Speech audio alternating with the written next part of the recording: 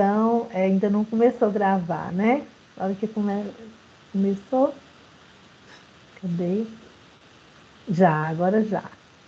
Então, oficialmente, né, a gente vai dar início à sessão de qualificação de Ana Lídia Pereira Barros, é, que trabalha com mulheres quilombolas, os frutos das aroeiras, no município de Palmas de Monte Alto.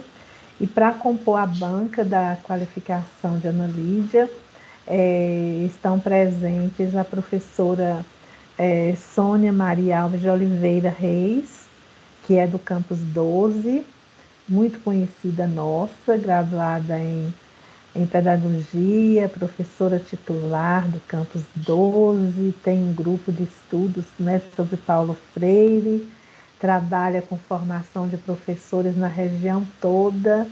Então, assim, tem uma trajetória muito bonita e de muito comprometimento com a educação e com o trabalho, né? E também fazendo parte da banca, o meu amigo, querido colega de colegiado, professor Nivaldo Oswaldo Dutra, que também é doutor em História Social, com trabalhos em povos quilombolas, né? E com uma trajetória também muito bonita dentro do colegiado de História, do curso de História, onde ele já vem contribuindo há muitos anos, né? Então, essa banca é uma banca potente e a gente fica muito feliz com a presença deles e a gente dá as boas-vindas. Eu quero pedir a Ana Lídia para fazer a apresentação dela, e quando a professora Sônia e o professor Nivaldo forem fazer a arguição, aí eles podem também fazer os seus cumprimentos. Acho que assim a gente ganha tempo, né? E outra coisa também que a gente pode combinar agora é que primeiro Ana Lídia, depois que a Ana Lídia fizer a apresentação dela, que ela tem um tempo de 20 minutos, um pouquinho mais, um pouquinho menos aí. E aí, depois da apresentação dela, a professora Sônia faz as contribuições e o professor Nivaldo também as contribuições, para depois a Ana Lídia, que já deve ter anotado, fazer as considerações e as respostas, as justificativas que ela tiver para a banca. Pode ser assim, Sônia, Nivaldo? Pode? Então, ok. Então, vamos começar. Ana Lídia, você pode dar início à sua apresentação. E também boa tarde a todos que estão aí conosco na sala. Eu estou vendo aqui pessoas muito queridas, né? Além de Ana Lídia, tem a Delice, Janes, Maria de Lourdes, né? Tamires está aí, Vitor Vieira. Então, sejam todos bem-vindos, todos e todas.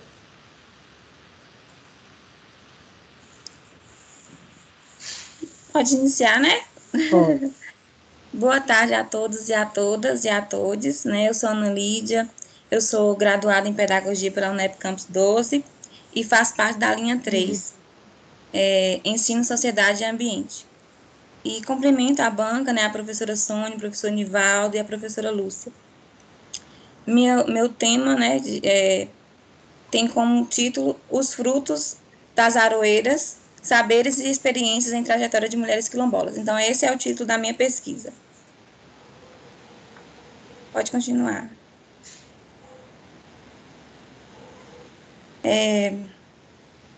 Jéssica, pode passar o slide.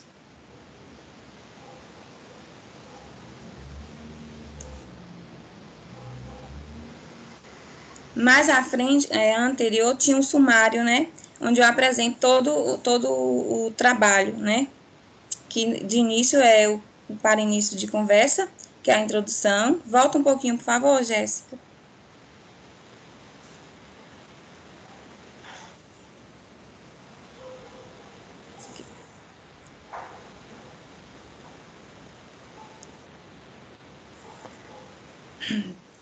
De início, como eu disse, é para início de conversa, e eu introduzo, né, com essa epígrafe de Audre Lorde, que fala assim, que quando falamos temos medo de que nossas palavras não sejam ouvidas, nem bem-vindas, mas quando estamos em silêncio, ainda assim temos medo.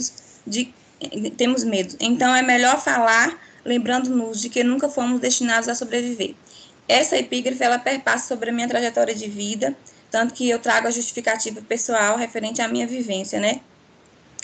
Eu falo de onde eu vim, né? Que eu nasci em uma comunidade remanescente de Quilombo, que é a comunidade de Mari, a comunidade de Mari, em Palmas de Monte Alto. E também, né, eu trago a minha justificativa acadêmica, que desde da graduação eu já pesquiso sobre mulheres quilombolas. Então, no mestrado eu dou continuidade à pesquisa. Acho que Jéssica não está conseguindo passar o slide, não está passando para vocês? Para mim está parado acho que no segundo, né? No terceiro. Deve ter algum dispositivo aí, Jéssica, uma setinha que você clica para trás, que aí volta um slide. Clica nesse modo de leitura, Jéssica, embaixo no rodapé.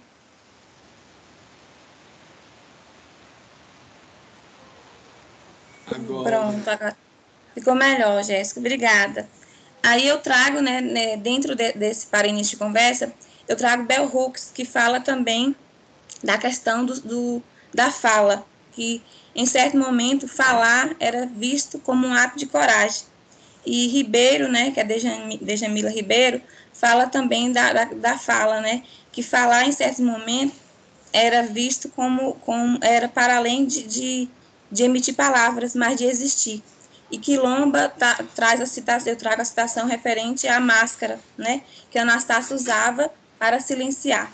Então, todas essas citações, elas perpassam sobre as trajetórias das mulheres quilombolas, que mais à frente eu vou estar falando. Pode passar, Jéssica.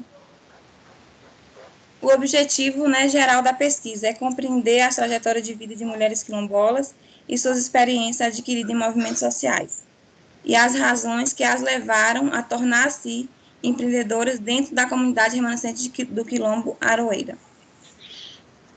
Pode passar. Os objetivos específicos é conhecer as práticas educativas e os saberes das mulheres quilombolas de Aroeira, analisar o perfil das mulheres quilombolas que participam dos movimentos sociais, né? Então, a gente vai analisar a situação social, econômica, escolaridade, faixa etária, pertencimento religioso e étnico. E também objetivamos criar meios para divulgar as histórias, né, e a cultura da comunidade, as memórias históricas das ancestralidades das mulheres quilombolas de Aroeira, visando propiciar visibilidade e conhecimento às trajetórias de resistência do povo quilombola. Pode passar. E aqui a questão norteadora da pesquisa.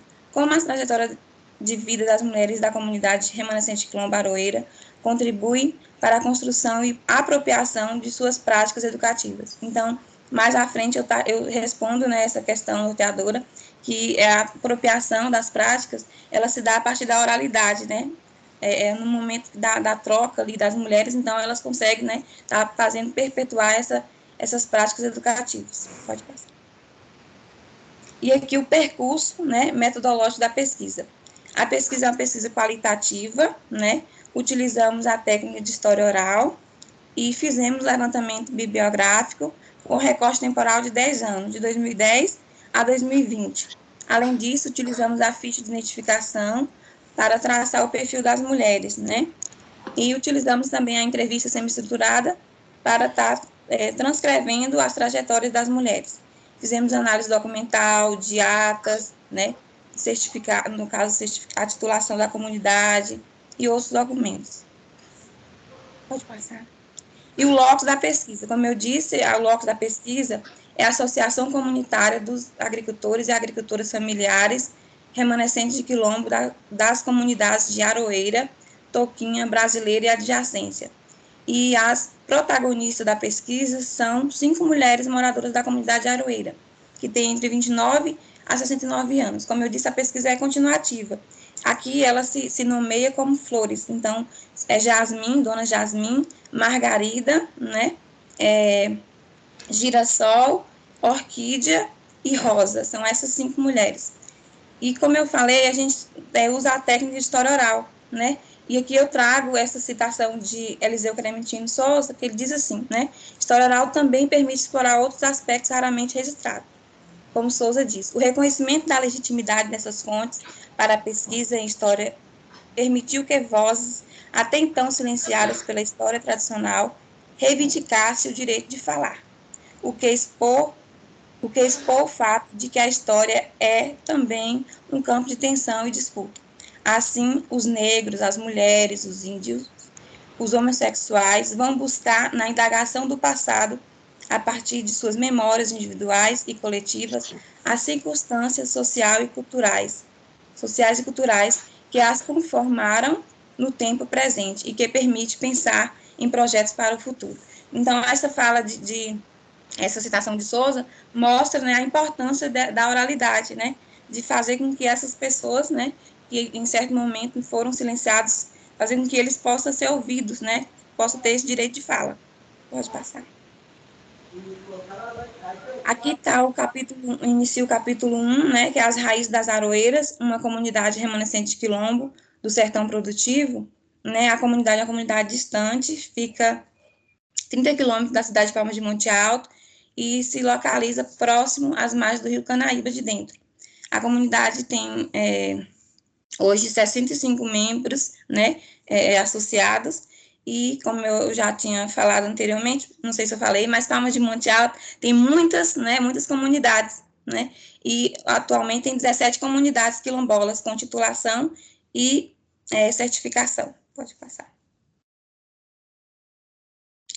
E aqui eu trago uma citação sobre quilombo, né?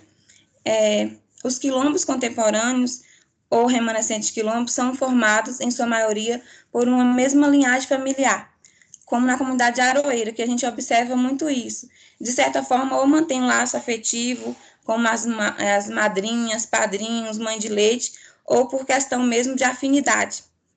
Então, São Bernardo, 2018, diz assim, que a ancestralidade consiste na produção de memórias. As civilizações se reivindicam a partir dos passados, feito e refeito à luz do presente e da presença. Aqui eu trago, uma fala de Dona Jasmim, a matriarca da comunidade. Eu trago essa fala, porém, eu não finalizei a transcrição, mas essa fala é da pesquisa anterior, porém, eu trago com outro viés. Eu faço uma análise diferente do que eu já fiz. Aí ela diz assim, eles não aceitam ser quilombo, ninguém aceitou, que acha que quilombo é coisa de negro, coisa de pequeno, coisa de pobre, mas nós somos com muito orgulho. Quando ela diz isso, ela está referindo a outras pessoas que moram na comunidade, porém, eles não se aceitaram ser quilombola, né? Então, é importante que para ter, né, para ser, né, se declarar remanescente de quilombo, tem que ter essa aceitação. Então, ela fala que para eles, ser quilombola é coisa de pequeno, coisa de pobre. Mas ela fala que ela tem muito orgulho. E isso eu vi, né, eu presenciei que todos da comunidade têm muito orgulho em ser remanescente de quilombo. Pode passar. Aqui, né, o 1.2, que é Quilombo, História e Saberes, eu trago também uma fala de Dona Jasmim, né, que ela explica como se deu a comunidade, como iniciou, né. Ela fala assim, então eu coloquei na cabeça de vir para cá. Eu sou refugiada, eu vim para cá sem parente, não tinha ninguém aqui.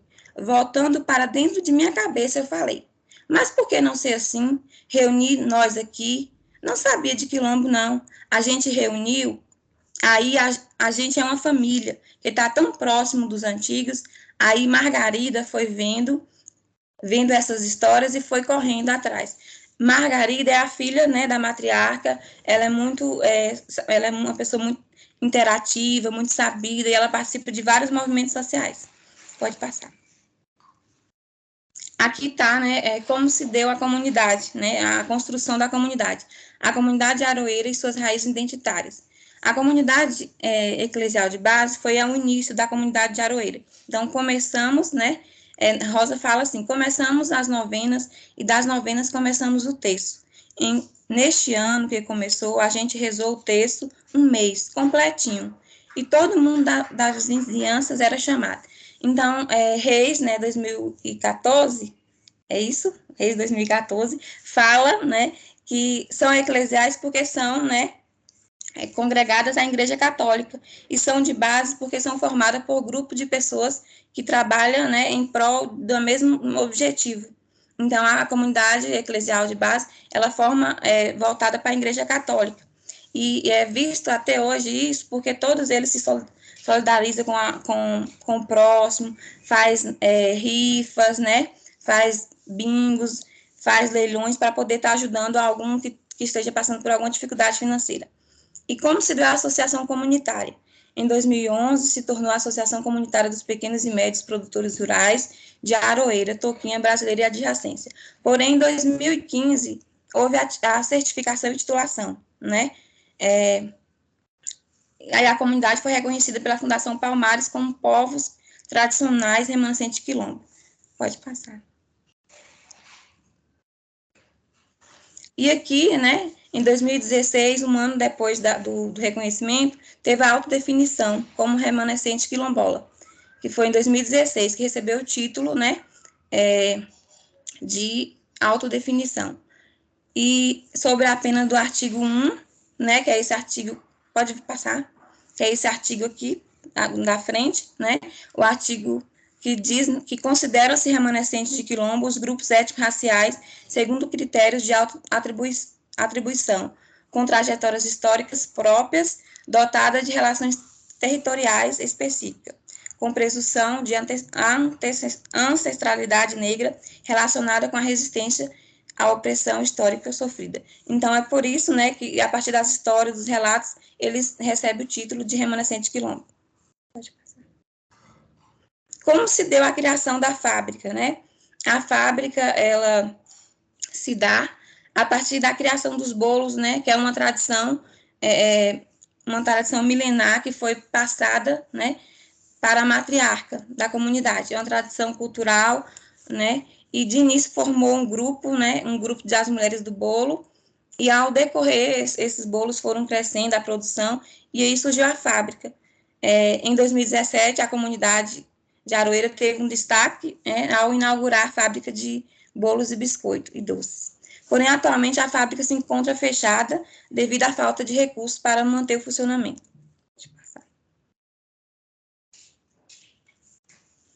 E aqui o capítulo 2, que são as flores das aroeiras, trajetória das mulheres quilombolas, né? Traçar o perfil das mulheres possibilitou-lhes retornarem suas raízes ancestrais, revivendo suas memórias históricas no movimento de resgatar a ancestralidade, como situa São Bernardo. Que as nossas histórias, se fossem recontadas hoje, serão histórias entrecruzadas com a história da colonização e já não podemos atestar absolutamente uma originalidade e nenhuma autenticidade sobre os mitos sobre os mitos, sobre os nossos mitos, aliás, e os mitos recriados pelos ocidentes e por nós mesmos. Resta-nos pensar apenas se este ato de recontar o mito nos leva a processar interpretativos da nossa realidade, em saída legítima e satisfatória e mais valorosa para a autoestima civilizatória. Pode passar. Aqui está o quadro, né, do perfil das lideranças de Aroeira. Então, como eu disse, são 5 mulheres, né, Jasmine, Margarida, Girassol e Orquídea. A idade é entre 29 a 69 anos, e Margarida, né, ela é a única que tem ensino superior completo, as outras, algumas têm o ensino fundamental incompleto, e uma tem o ensino médio. Margarida é professora, né, concursada do município.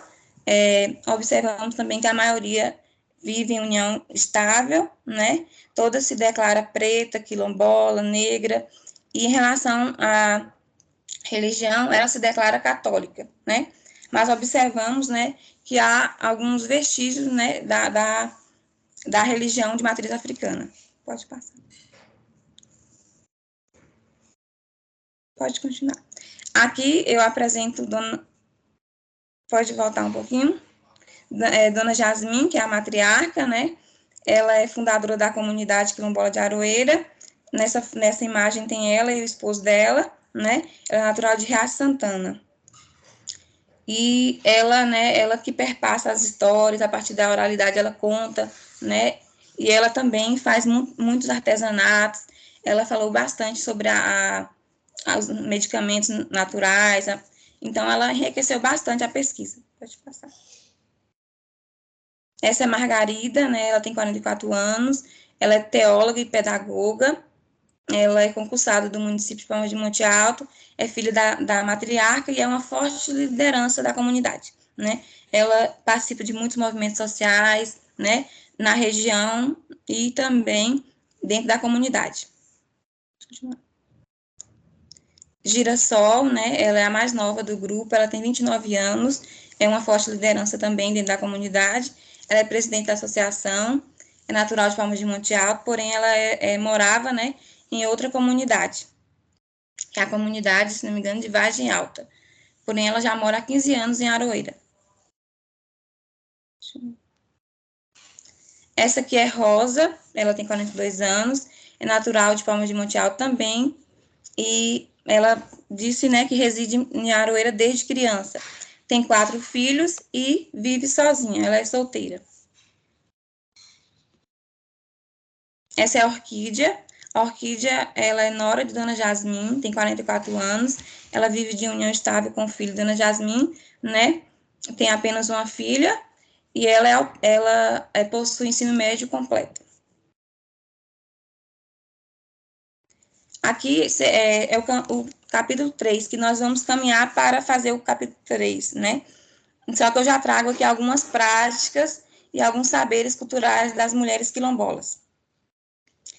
Como o reisado, né? Esse dia aqui foi o dia, né, dia 20 de novembro, se não me engano, foi um movimento que teve na comunidade, e aí teve esse momento cultural, onde apresentou o reisado, teve também o vai de virar, as mulheres fizeram um círculo, né, cantaram e cada um ia no meio da roda e jogava um verso. Pode passar. Aqui tem também a foto da capoeira, né, que foi recente agora, teve um evento bem maravilhoso na comunidade, bem enriquecedor, contou com a presença de várias pessoas, e aí teve essa apresentação de capoeira, né? Porém, as pessoas, no caso, as crianças que apresentaram, os jovens que apresentaram, era de outra comunidade quilombola, não era de Aroeira, não. Embaixo tem o vai de virar, que foi o momento onde as mulheres jogavam um verso, e uma puxava a outra por centro da roda.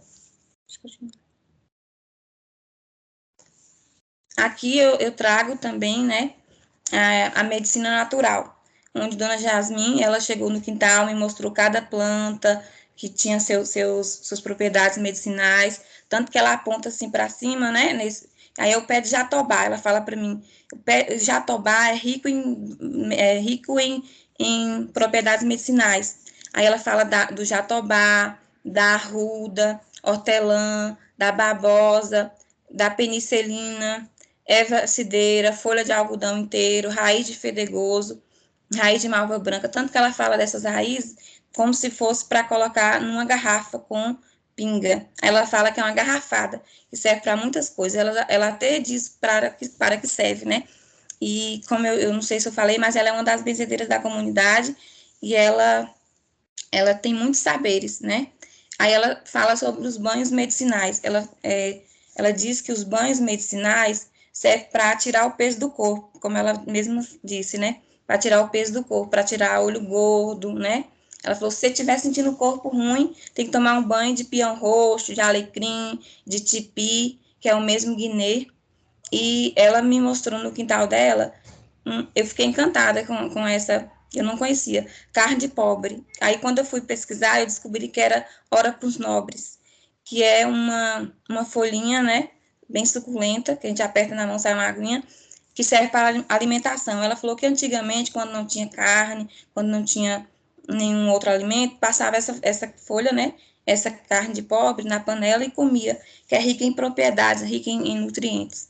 Aí, tanto que tem a imagem, né, do quintal dela, das ervas que ela tem, e tem também essa parte da casca, né, que é a casca que está retirada do jatobá. Ela falou que já tinha tirado várias vezes para fazer alguma medicação, algum medicamento.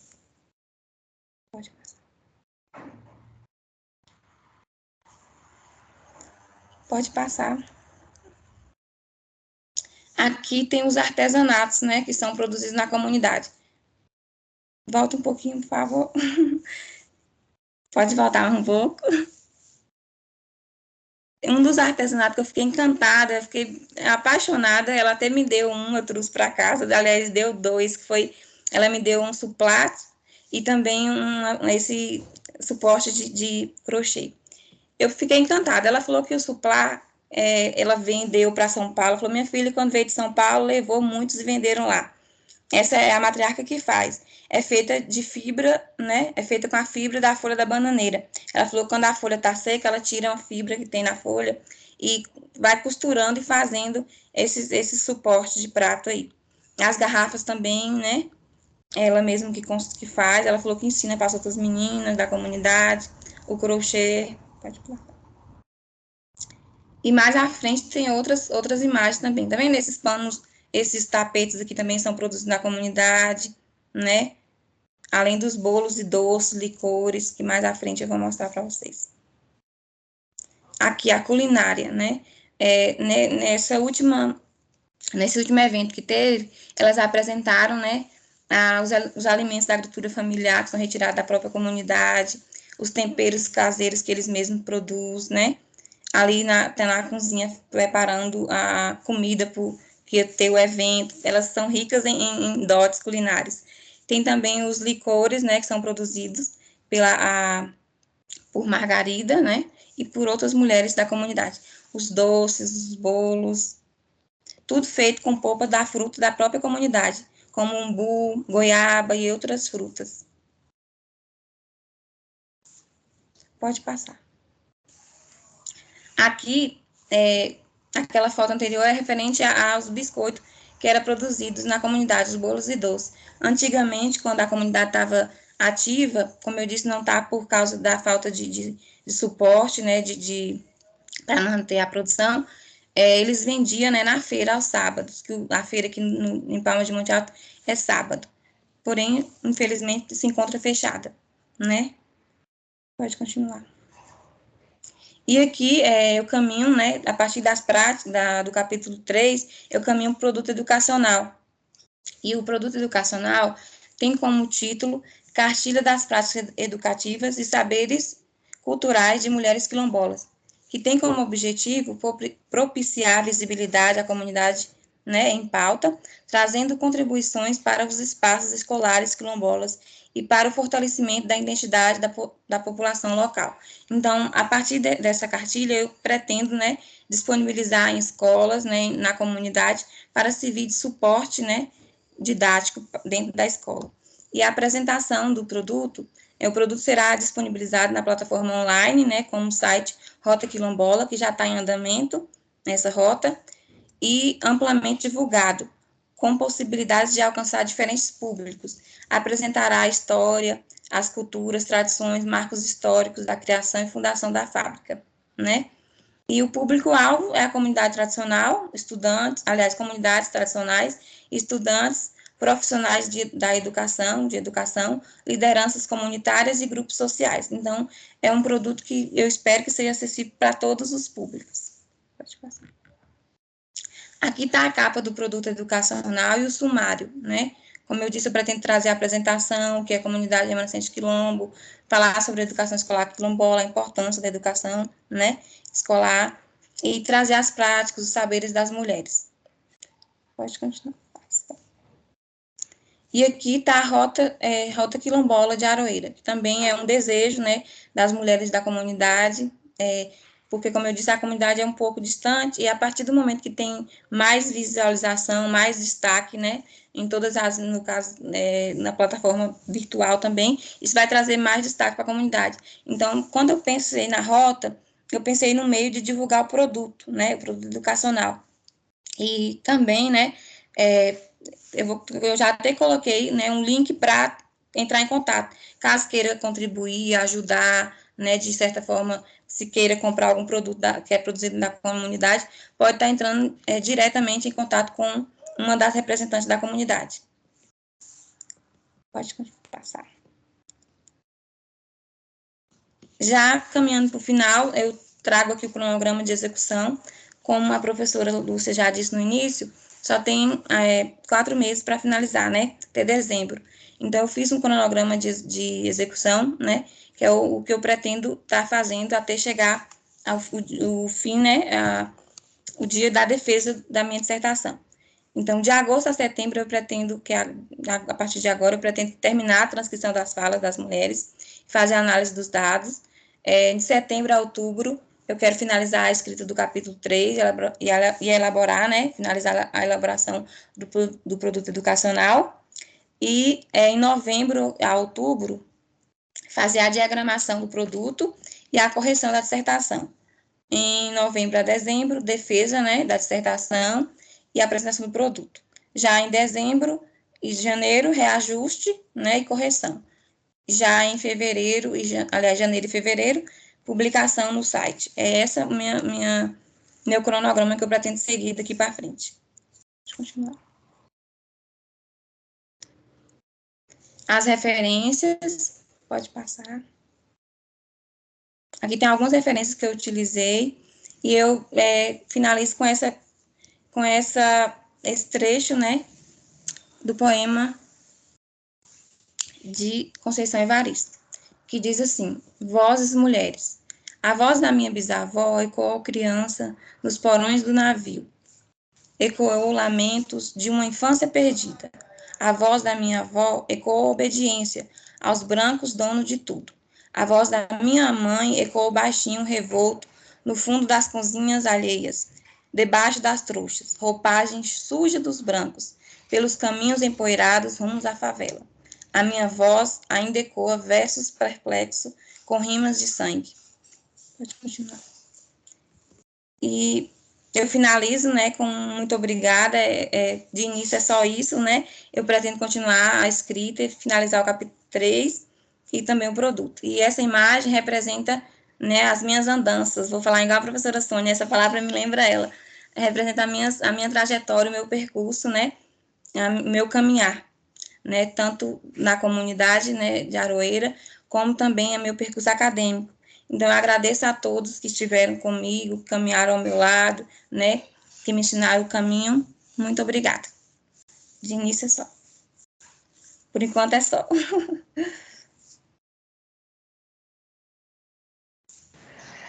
Obrigada, Lídia, pela apresentação.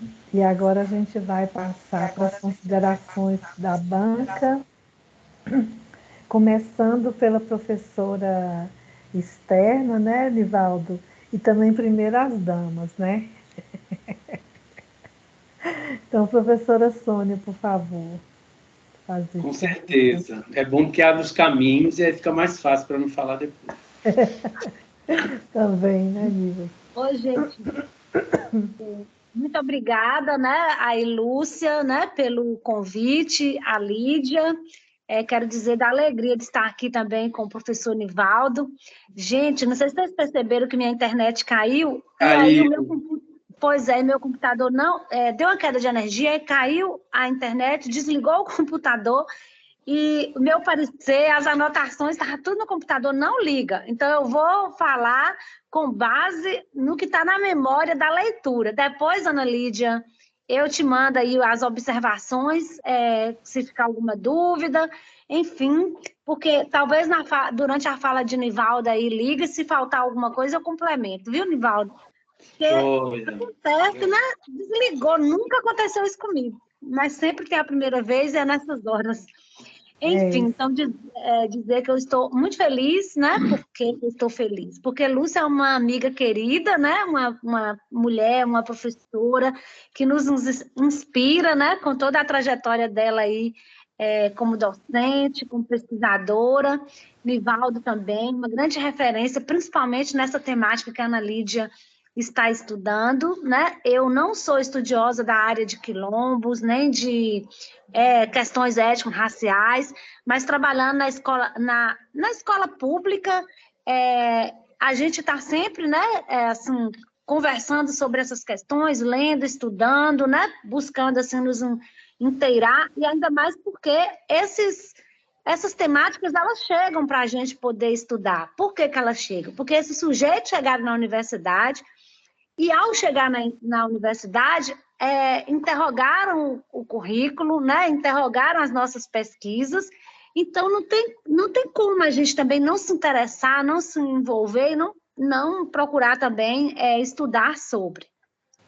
E assim dizer, Ana Lídia, que eu fico muito feliz, né? Eu te conheci na graduação, né? No curso de pedagogia, quando você chegou lá de Palma de Monte Alto, toda arredia, né? Muito tímida, mas assim, muito interessada, né? Querendo se envolver com as questões que a universidade apresentava, assim, sempre muito curiosa e muito comprometida. Eu tenho essa lembrança sua, né? Do início do curso.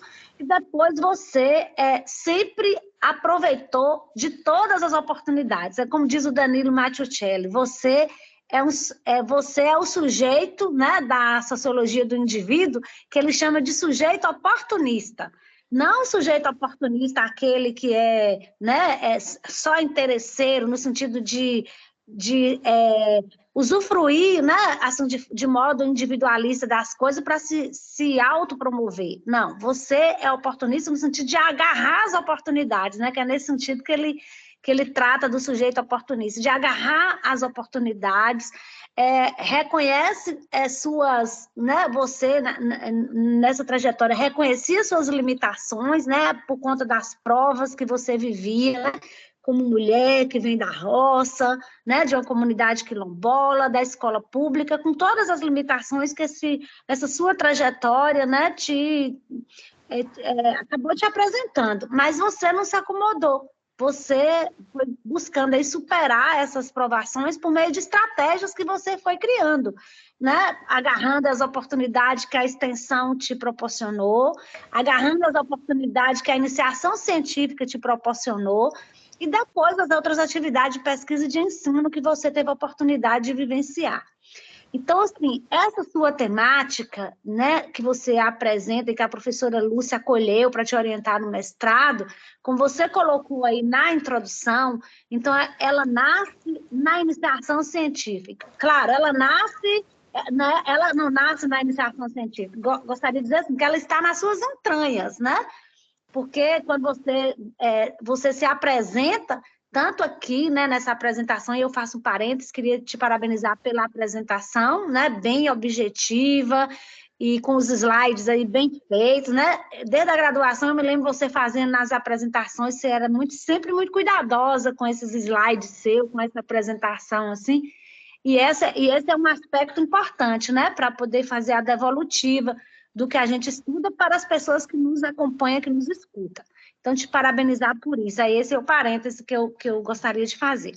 Então, retornando aqui a seu texto escrito, então, na introdução, você, né, se apresenta, né, porque aí você apresenta a sua história. Aí eu gostei muitíssimo, porque você fala do perfil das mulheres, conta a história delas, né, quando você está apresentando aí o perfil dessas mulheres, mas antes de falar de Jasmim, de Rosa, né, de Margarida, etc., você fala de Ana Lídia, né? E aí eu acho que nas pesquisas que a gente trabalha com história oral e que a gente trabalha com perfil, né, das participantes aí da pesquisa, das colaboradoras, isso é extremamente necessário. Então, eu quero te parabenizar por você ter falado de você, né, na introdução. Então, antes de falar das mulheres, você fala de si, né? Então, você, por meio da narrativa, você se apresenta. E nessa sua apresentação, a gente percebe, né, identifica a sua implicação com a temática. Implicação com a temática que, como eu disse, está nas suas entranhas, né? Desde a sua, né, você nasce numa comunidade, né, quilombola, camponesa, e aí você, né, participa dessa comunidade, você tem um vínculo com essa comunidade, é sensível às questões dessa comunidade.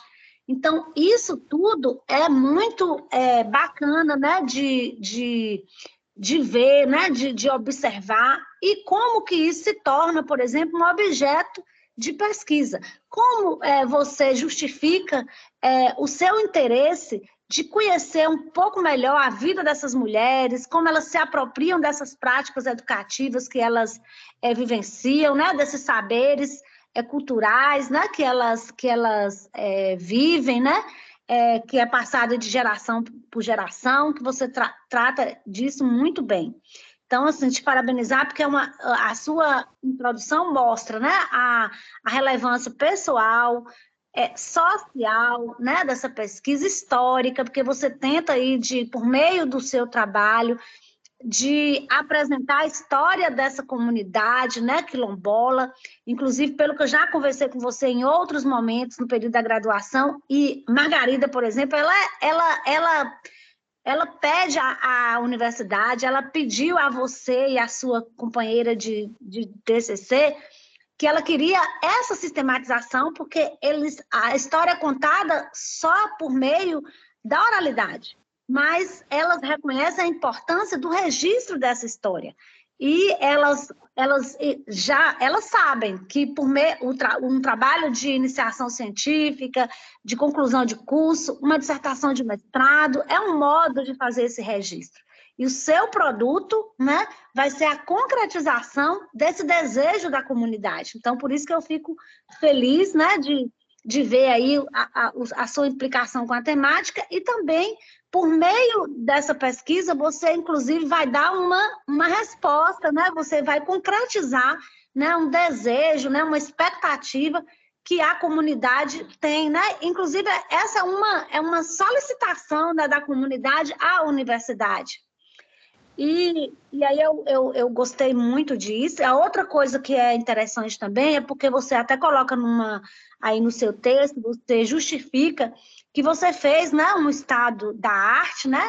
Na verdade, você fez isso na iniciação científica, depois você atualizou no TCC, e agora no mestrado você foi atualizando esse estudo que você fez, e você identifica que existe poucos trabalhos, né, que faz essa sistematização, esse registro de comunidades quilombolas, contando, né, histórias ou sistematizando práticas educativas, saberes, né, culturais, religiosos, práticas religiosas de mulheres quilombolas. Então, assim, para mostrar o quanto que isso é importante também. E também, né, Ana Lídia, a relevância, além de histórica, também política, né, do seu trabalho, porque, com base nesses registros, elas também podem, inclusive, fundamentar, né, projetos, né, que elas podem aí solicitar do governo do estado, né, por meio aí da CAI e de outras instâncias, benefícios para a própria comunidade, porque uma das coisas que se tem que fazer na hora que a gente participa dos editais, eu falo porque eu participo de outras comunidades que eu acompanho, né, de mulheres camponesas, então quando a gente vai participar desses editais, quando tem um trabalho de pesquisa como o seu, né, aí nessa caracterização, então inclusive um suporte, né, para poder essas mulheres, né, justificar e apresentar, né, um pouco da história do que elas fazem. Então, queria também colocar assim, que, em relação à estrutura do seu texto, né, eu gostei muito, né, eu gosto muito do seu título, eu acho que o seu sumário, os títulos, eles estão bem criativos, né, eu acho que é uma linguagem, você consegue fazer muito isso, a questão da multimodalidade no seu texto, essa questão mesmo, assim, poética, é uma coisa que é muito sua, né, e aí com Lúcia você conseguiu fazer bem, dizer que seu resumo ele está muito bem feito, né, eu gostei muito, né, ele tem todos os elementos que a gente busca, acho que a única coisa que falta no seu resumo são os resultados, né, que é o que você vai fazer quando você concluir aí o texto, né, mas, assim, dizer que seus objetivos estão muito bem elaborados, a sua questão de pesquisa, né? A sua indagação ela está bem feita. Eu só sugiro que você tire a palavra norteadora, né? Até por conta do próprio referencial teórico que você utiliza, né? O modo, a pesquisa que você fala, quando você fala de Aníbal Quijano, que você fala da decolonialidade do saber, e usar a palavra, uma questão norteadora, acho que as pessoas, inclusive os estudiosos desse campo, eles vão fazer uma crítica em relação a ela. Então, você pode colocar um outro sinônimo, como a questão direcionadora, né? Uma indagação, não sei. Usa outra palavra menos norteadora por conta até dos seus leitores depois que vão aí questionar. Né? Coloca uma questão que direcionou. É uma sugestão, mas você vê com Lúcia, né? Que eu estou te dando por conta do campo, né? Que tem essas questões mesmo, assim, que hoje a linguagem, a linguagem sexista e essa linguagem mais política, ela está sendo bem questionada, né? Que é a questão da gramática aí mesmo, as gramáticas do indivíduo, dentro da sociologia do indivíduo, está sendo muito posta, né? Até por conta, eu estou colocando isso da temática sua mesmo. E falando de linguagem, eu queria até já dizer, no meu parecer estava tudo certinho numa ordem, viu? É que eu estou falando que eu estou lembrando, que o computador não liga, então fazer o quê? Dizer, Ana Lídia, que a linguagem sexista também, você cuidou muito bem disso, está perfeito o modo como você cuidou, eu vi em poucos momentos, mas aí quando você fizer essa outra leitura, aí você evitar, tem momentos que você vai falar das participantes da pesquisa, você fala os participantes da pesquisa, um exemplo, isso é porque, como é que eu falo, são os deslizes que a gente tem, né? Porque a gente lê, aí a gente não enxerga mais nada dessas coisas. Eu até sinalizei no texto, eu vou te mandar depois, no texto em Word, aí eu sinalizei, aí para você evitar, passar um pente fino para evitar essa linguagem sexista, porque suas colaboradoras aí, as interlocutoras suas são mulheres, né? Então, evitar, né, de usar. Mas, assim, nada que desqualifica o seu trabalho, não. Isso aí é só mesmo... que acontece esses deslizes assim, que a gente não consegue ver, né? Aí colocar que eu gostei, né, como você apresentou o perfil das mulheres, dizer, Ana Lídia, que eu gostei muito, né, da sua metodologia, né, que você trabalha com a pesquisa qualitativa, com a questão da história oral, a entrevista, né, a análise dos documentos, enfim. Conta disso que você faz, você justifica muito bem, né, fundamenta muito bem, tanto a discussão teórica quanto metodológica, e você consegue usar os autores da história oral muito bem no seu texto. Aí você dialoga, inclusive, com o seu referencial teórico, aí trabalhando com as discussões das feministas, né, negras, aí gostei muito. Aí eu gostaria, a sugestão para você e Lúcia, para acrescentar nas palavras-chave a palavra história oral, porque, assim, a gente, quando está fazendo estado da arte ou estado do conhecimento, e principalmente os metodólogos aí, fica procurando, assim, estudos que tratam, né, de tal abordagem metodológica. E é raro a gente encontrar nas palavras-chave qual é a metodologia que é utilizada, porque vocês analisam qualitativamente todo o conteúdo, né, que foi produzido, porque vocês fazem análise de conteúdo, mas a história oral, ela ganha um destaque no texto de vocês. Aí é uma sugestão, né, porque eu acho que alguém que for fazer pesquisa e for utilizar a história oral, por meio dessa busca, aí, por meio de resumo e de palavras-chave, pode encontrar o trabalho de vocês como uma referência, entendeu? Então, acho que seria bom vocês acrescentarem aí. E quero parabenizar também pelo referencial teórico que você utilizou. Quando Ana Lídia fez a pesquisa de C, Lúcia e Nivaldo, ela leu a Cotirene, E aí ela chegou lá na jornada de ser na UNEB e foi apresentar o trabalho dela. E ela foi bolsista voluntária, né, na IC, porque ela não conseguiu bolsa e não tinha, né, a quantidade de bolsa para todos, ela foi como voluntária. E ela apresentou, e ela leu esse livro, estudou a Cotirene, né, usou como referencial teórico, e se apropriou bem, né, e discutiu bem, e chamou a atenção, né, do pessoal que estava assistindo, inclusive alguns professores do campo da história mesmo, assim, que trabalha com feminismo negro, gostaram muito. E aí, Ana Lídia, você avançou bastante, aí te parabenizar, e Lúcia, por esse aprofundamento aí sobre as discussões sobre mulheres, sobre gênero, as autoras que você utiliza, todas, né? A Bell Hooks, a Ribeiro, né? Todas aí, a Patrícia Colles, Angela Davis, todas elas, você dialoga muito bem, observa-se que você se apropriou bem desse conteúdo, desse referencial teórico. Então, quero te parabenizar por isso. E aí, eu fui vendo, né? Aí na introdução do seu trabalho, tem uma coisa que eu quero sugerir para você. Aí, quando você fala da iniciação científica, eu queria sugerir que você colocasse dentro de parênteses, por exemplo, Barros, acho que foi 2018, né, que você apresentou, porque você tem um relatório da iniciação científica.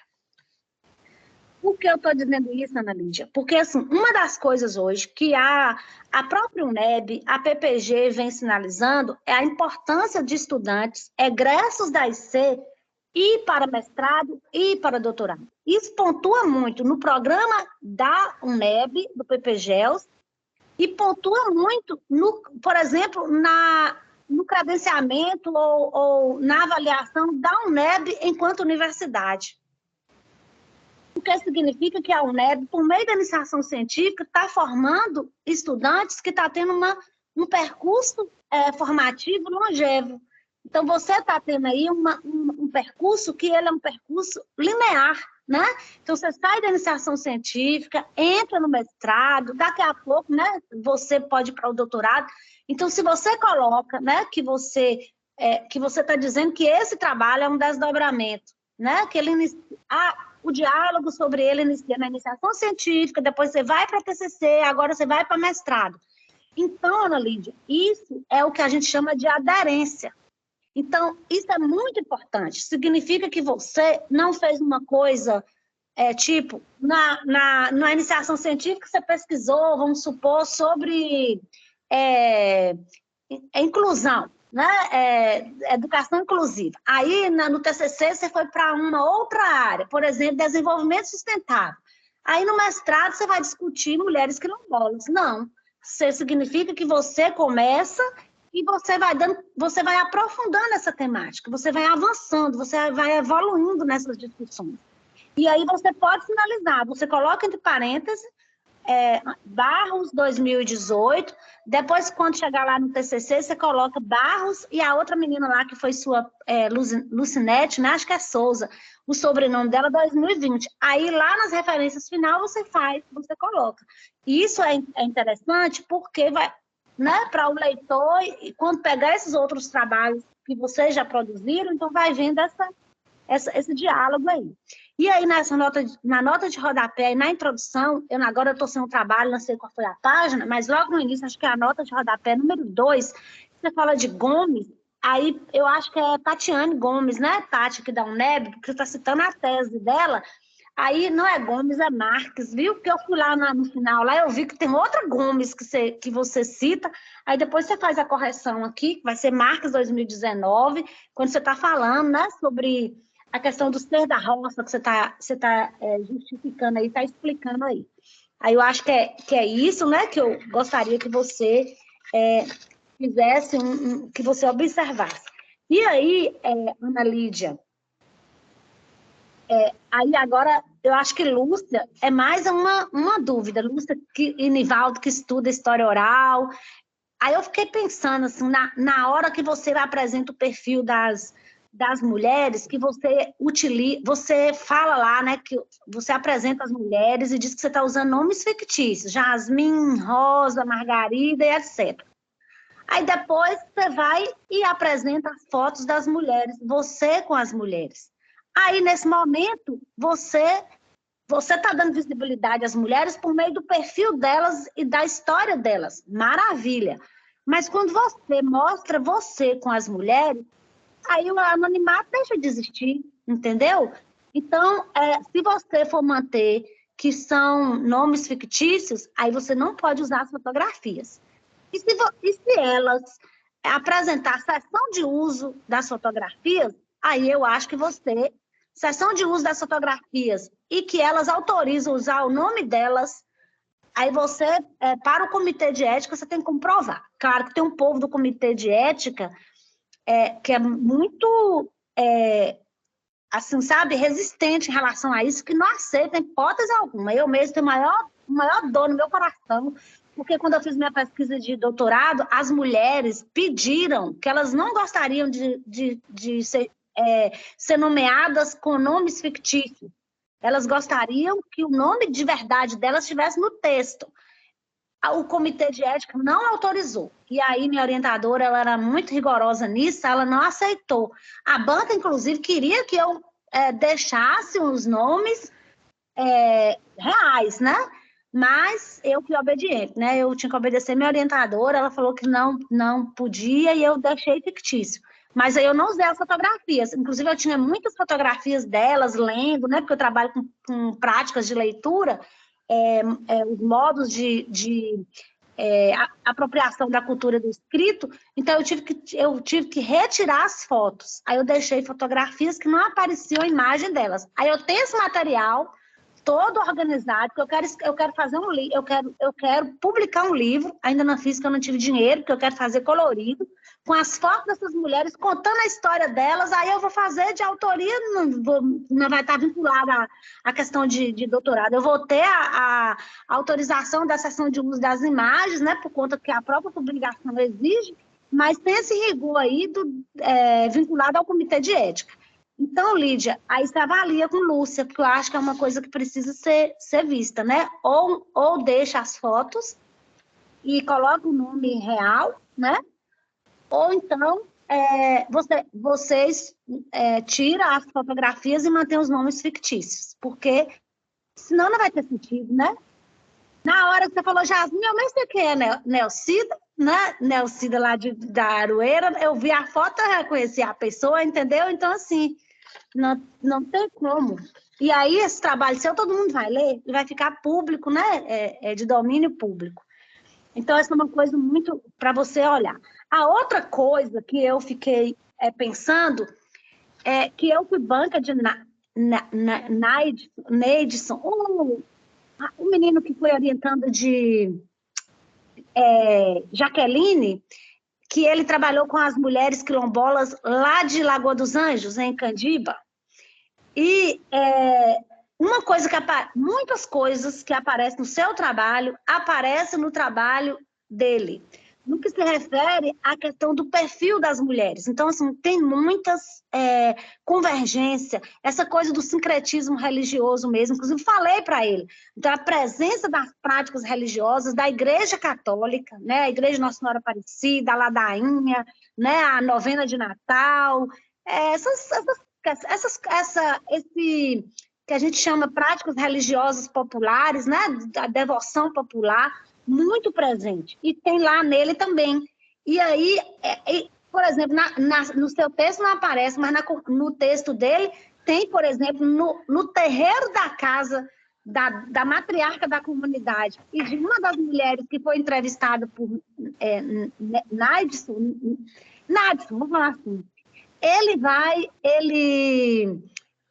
tem o terreiro, gente, onde elas fazem os cultos de matriz africana toda sexta-feira. Inclusive, eu conheço, já fui lá e tudo, né? A benzedeira da comunidade, etc. Aí, eu sei, Lídia, que não é seu. Apareceu no dele, ele não enfrentou, você também não discute isso, mas eu acho que você pode colocar uma nota de rodapé. Você falou aí do sincretismo religioso, mas colocar uma nota de rodapé, que esse pode ser um estudo futuro, que aí eu acho que não só com essa comunidade que você está, mas com outras comunidades quilombolas aqui do Sertão Produtivo. E essas mulheres, tanto daí de Palma de Monte Alto, quanto essas de Candiba, a própria organização da comunidade quilombola se deu a partir da comunidade eclesial de base. Então, os padres, né, ajudam as pessoas a se organizarem em comunidades eclesiais de base, e é a participação nessas comunidades eclesiais de base que leva essas mulheres para participar do sindicato, né, dos trabalhadores rurais, de movimento de mulheres camponesas e de outras instâncias formativas, que vai ajudando a comunidade, e principalmente as mulheres, a reconhecer a questão do pertencimento, né? A, inclusive, se reconhecerem como negras. Porque do mesmo jeito que aí nessa comunidade tem pessoas que tinham vergonha de reconhecer que fazia parte de um quilombo, de se reconhecer como negras, porque ser negro era ser uma pessoa desqualificada, esse posicionamento, né? Essa compreensão, ela vai sendo modificada. E aí as pessoas começam, inclusive, a reconhecer a identidade mesmo quilombola e ver o quanto que isso é importante, né, na organização aí do povo negro. Então, é uma convergência, assim, sabe, muito, muito grande. E depois eu vi outro achado, que isso aí é para você, por exemplo, não sei, até sugiro que você leia o trabalho de Nadson. Ele fala de uma coisa que as mulheres tanto de Aroeira quanto do Quilombo dos Anjos, elas fazem intercâmbio entre os dois quilombos para poder socializar essas práticas, principalmente os saberes culturais, a coisa do artesanato, da culinária. Então, elas fazem intercâmbio para trocar os saberes entre elas, né? Então, assim, eu vi que muita coisa que está lá no produto de Nadson, né, sobre o artesanato, tem nas fotos que você mostrou aí, assim, a nível de produção.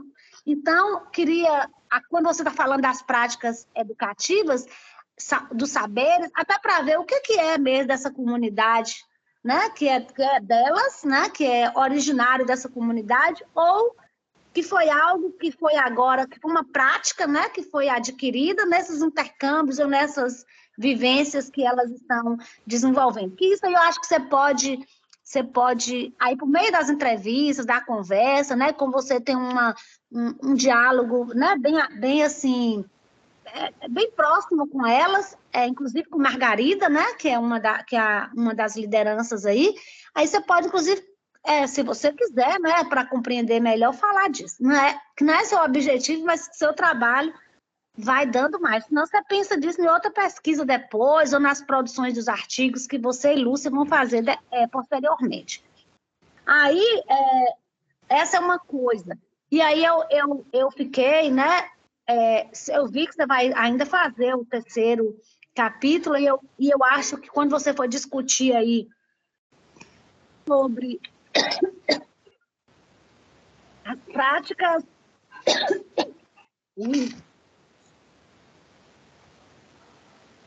A pessoa conversa na tomada.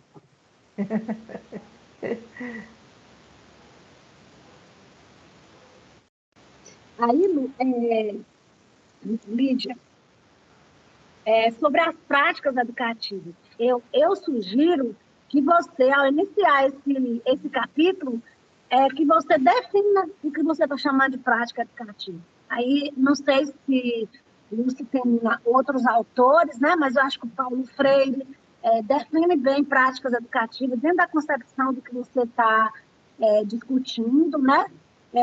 Taviani também, né, pode te ajudar a pensar isso, práticas educativas, Libânio, mas eu acho que Taviani e Paulo Freire, acho que poderiam ser os dois autores que podem te ajudar aí. Também tem Glória Blum, né, que fala de práticas educativas no espaço não formais, né, de educação não formal, que talvez também poderia. Você precisa fazer um tópico, né, um item, né, no capítulo aí, falando disso, para depois você ir apresentando. Porque eu acho que seu texto os relatos, as narrativas que você apresenta, traz muitas práticas religiosas, práticas culturais. Então, é preciso a gente compreender o que você está chamando de prática educativa. Quais são essas práticas educativas, entende? Eu acho que é bom. E a gente fala tanto de práticas educativas, mas às vezes as pessoas entendem práticas educativas como práticas pedagógicas. E é uma coisa diferente da outra, né? Tem as singularidades aí de cada uma. E as práticas educativas em contextos não escolares, que é o que você está mostrando, eu acho que isso precisa, conceitualmente, né? Aí você dá a contribuição aí no seu texto para nós. Enfim, eu acho que é um pouco disso, né? Não sei se eu esqueci mais alguma coisa, depois eu posso falar, e também eu te mando as anotações que eu fiz no texto para você analisar, né, e ver o que você acolhe. E aí, Lídia, eu estou muito na expectativa do seu produto, né? Acho que é porque eu sei o quanto que essas mulheres esperam esse produto. E aí a cartilha, eu acho que vai ser um trabalho, um documento importante para elas, né? Se possível, depois fazer a impressão, né? Pode ver com o programa ou com a própria secretaria lá em Palma de Monte Alto, né? Não sei, de assistência social, que pode fazer a impressão para que elas possam também divulgar, né, o trabalho delas, a história da comunidade, para as pessoas da comunidade e desses outros espaços, né, que elas frequentam aí. Porque as mulheres camponesas e as mulheres quilombolas do nosso território, elas têm, aqui do Alto Sertão da Bahia, têm feito, têm participado, assim, sabe, de muitos eventos. Eu acompanho o caso que promove, né, os encontros das mulheres quilombolas, da cidade de Campos, e elas trazem, né, muitas questões, né, muitos questionamentos, indagações que elas vêm feito. E uma coisa que elas querem muito é escrever a história delas, né? Elas querem sair da invisibilidade, né? E eu acho que escrevendo essa cartilha, eu acho que vai ser uma contribuição que você vai dar, para além delas contar oralmente, elas também apresentar aí por escrito, né, um pouco de quem são essas mulheres, né, o que elas fazem, o que elas produzem, o que elas desejam. Enfim, é isso. Aí depois, se eu me lembrar mais de alguma coisa, depois da fala de Nivaldo, eu complemento, tá? Obrigada, Sônia. Foi ótimo te ouvir. Sempre aprendendo com você, né? E gostei das sugestões. Sei que a Ana Lídia anotou, eu também anotei. E a gente vai ouvir o professor Nivaldo, depois a gente dialoga mais, tá? Muito obrigada. Professor Nivaldo. Ok, boa tarde a todos, a todas e a todos, né? Presentes Boa aqui tarde. nessa mesa e nessa reunião. Eu fico assim esperando, eu queria que essa atividade fosse presencial, né? Para que depois, no final, a gente pudesse, inclusive, degustar os bolos que Ana Lídia fosse trazer lá de Aroeira, né? Esse produto das mulheres. Eu espero que o segundo momento, que é o da defesa, seja presencial e que a gente possa fazer essa parte que eu estou indicando agora. Eu estou dando uma sugestão. Bote essas mulheres, traguem algumas mulheres de lá, porque Aroeira não está tão longe assim de Caetité, então traga algumas mulheres, veja com a própria UNED se há possibilidade de transporte para que essas mulheres venham até Caetité assistir sua defesa. Primeiro, o que eu queria falar é em relação a isso, dessa importância desse momento, que é a qualificação, porque é um momento em que vão se abrir outras portas e outros horizontes. Não que seu trabalho esteja fechado, seu trabalho já está delineado, o próprio cronograma que você levanta e o índice que você apresenta para nós é pertinente naquilo que você quer discutir, na possibilidade que tem o seu trabalho, né?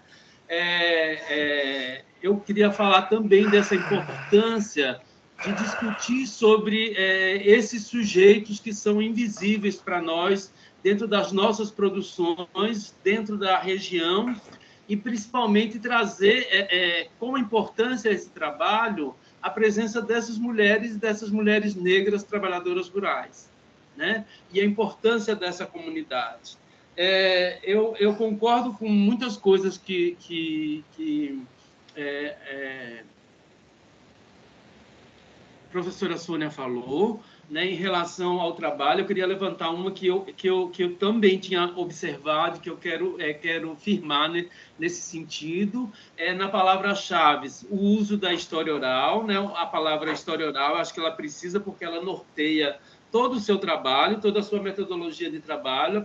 Você aponta lá na introdução isso, mas você poderia ser mais direta, trazendo isso no sentido de trazer para a palavra-chave, como a Sônia coloca, porque quando alguém vai ler um trabalho, ele tem duas possibilidades: ou ele abre o resumo e faz a leitura, primeiro porque seu título chama atenção, então ele vai chamar a atenção de muita gente, inclusive de pessoas que não são da nossa região, pelo próprio título do trabalho e pela expectativa que abraça, que é essa discussão e apresentação dessas mulheres.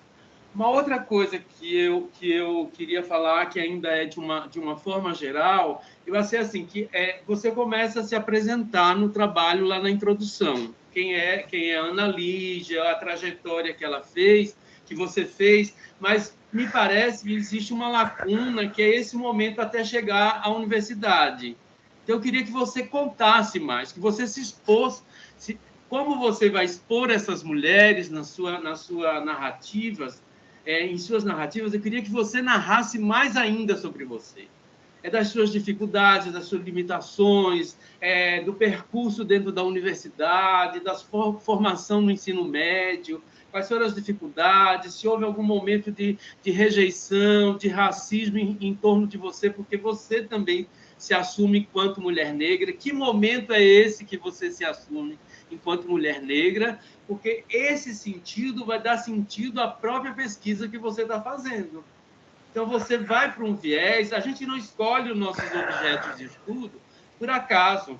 A gente escolhe porque a gente tem uma identidade e a gente se debruça sobre ele e a gente consegue produzir sobre ele quanto mais identidade a gente tiver com eles. Ou seja, quanto mais próximo a gente tiver.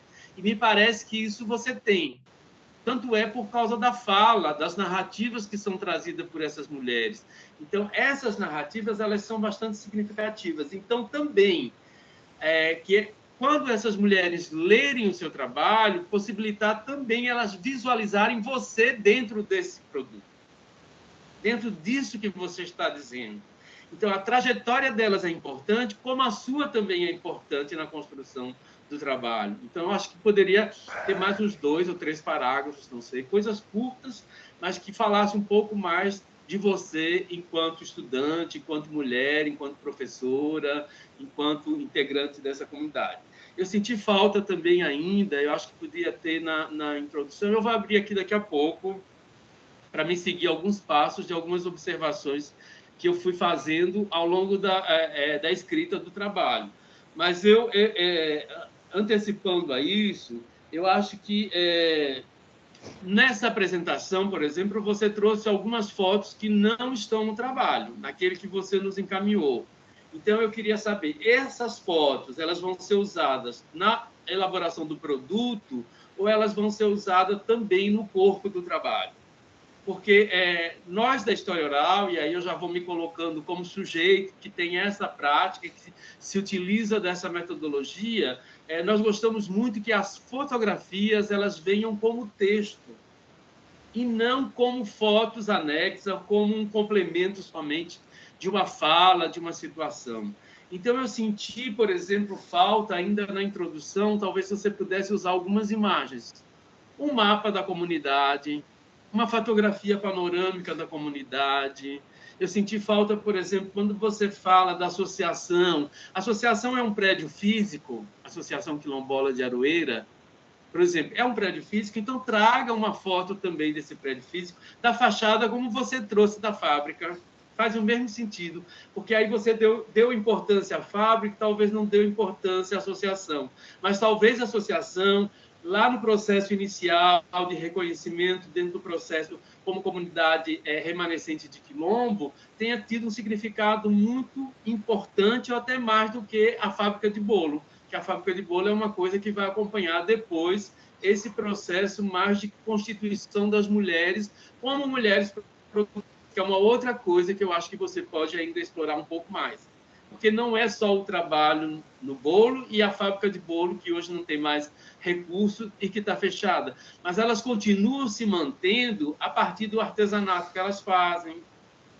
Provavelmente algumas individualmente, mesmo não passando pelo processo da fábrica, mas continuam fazendo os bolos em casa para sobreviver mesmo, para se manterem. Então, seria bom dizer isso também, né? Apesar dessa situação vivenciada por hoje, que é decorrente de toda a conjuntura política que nós estamos vivendo, do atual governo, do atuais governos e tudo mais, mas elas têm um potencial que elas adquiriram a partir dessa produção do bolo, dos doces, etc., na fábrica, que elas podem continuar mantendo individualmente essa sobrevivência delas, né?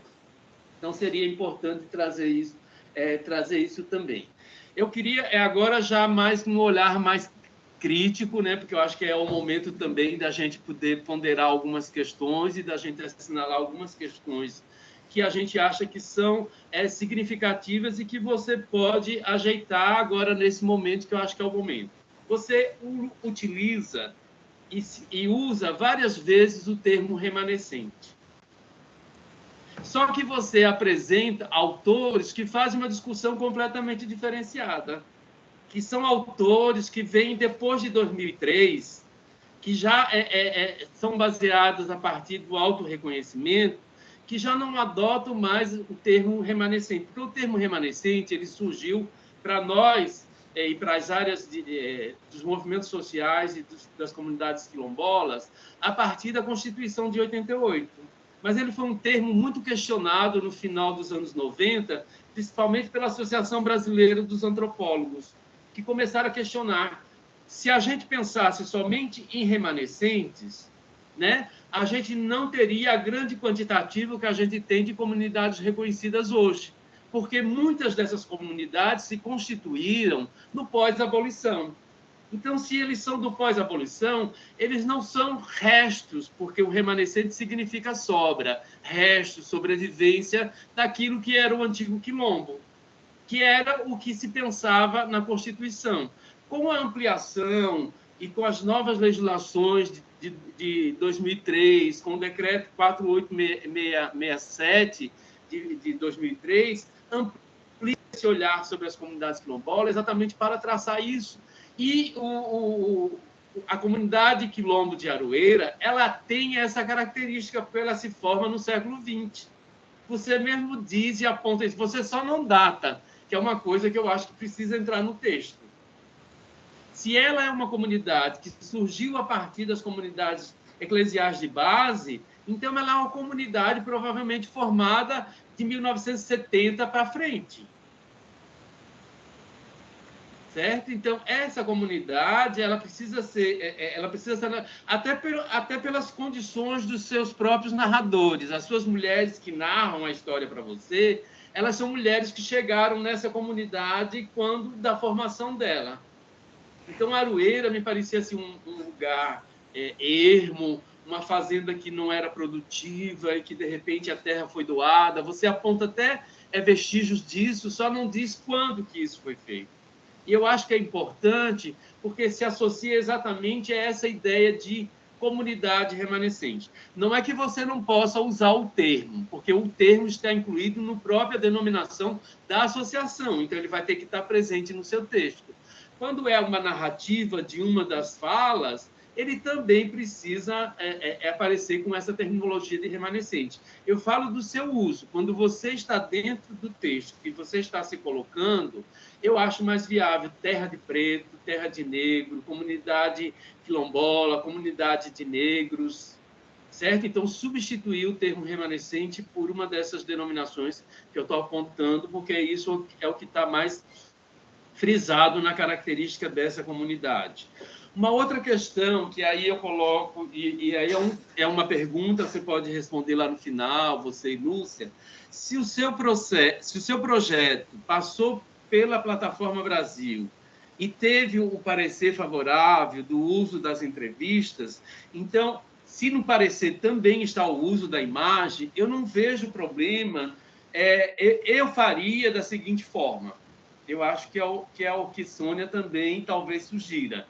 Mesmo que você use um nome fictício, mas que depois, lá no segundo capítulo, você apresenta a foto dessas mulheres e nos dá a entender e a conhecer quem são essas mulheres, eu usaria assim, um nome real e um nome fictício ao lado, que é o tratamento, que é aquilo que dá esse aspecto da escolha de uma flor, de uma mulher que é resistente, como a rosa, como qualquer outra flor que pode ser seca, mas está lá viva, né? Mostrando suas cores, mostrando sua beleza e tudo mais. Quando a gente bota uma flor dentro de um... E todas essas que você nomeia, todas essas 5, se elas forem colocadas como flores dentro de um livro e guardadas, quando elas secarem, elas vão ter as mesmas substâncias e algumas, inclusive, enalam ainda aromas do perfume que elas têm. Então, isso seria interessante. O nome, se o processo passou pela Plataforma Brasil e foi aprovado, então, indicar isso lá na introdução, inclusive com o número do processo, que deu o parecer favorável, então você se acoberta para você usar tanto o nome real quanto o nome fictício, né? E apresentar a imagem delas, né? Que eu acho que é bastante interessante para a gente conhecer e para que os outros de outras regiões que venham a ler o seu trabalho também conheçam nesse sentido. Então, eu queria também dar uma sugestão de 2 coisas. Quando você traz a discussão sobre história oral, eu acho que precisa dar uma ampliada a mais. Eu não sei se eu mandei para você aquele material de uns textos sobre história oral, mas daí depois você me cobra aqui no final se eu não mandei, e uns textos também que é essa discussão sobre quilombo.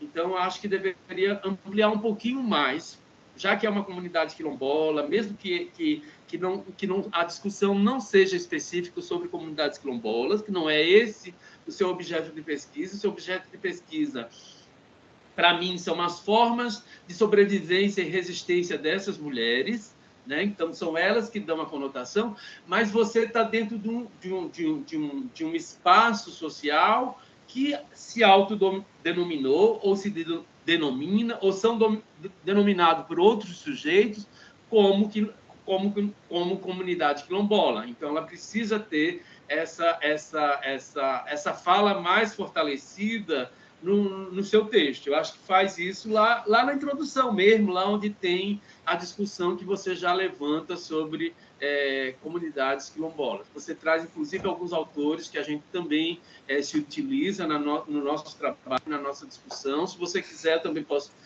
mandar a cópia da minha dissertação, da tese, principalmente, e da dissertação, mas na tese eu faço uma discussão um pouco mais conceitual dessa terminologia de quilombo, de como é que ele aparece, de como ele surge e como ele se firma no século XXI, que é a denominação que a gente quer que seja conhecida na atualidade, né? Então, parabenizar, acho que é um trabalho que é bem feito, está bem estruturado, tem alguns ajustezinhos, como eu estou falando, para serem colocados, mas isso é sempre uma questão minoritária. Eu vou só passar os olhos aqui rapidinho e vou falando algumas coisas que eu fui observando ao longo do texto. Esse texto eu vou devolver para a Lúcia, assim como esse material que eu também estou fazendo indicativo para você, para ela repassar depois para você. Viu?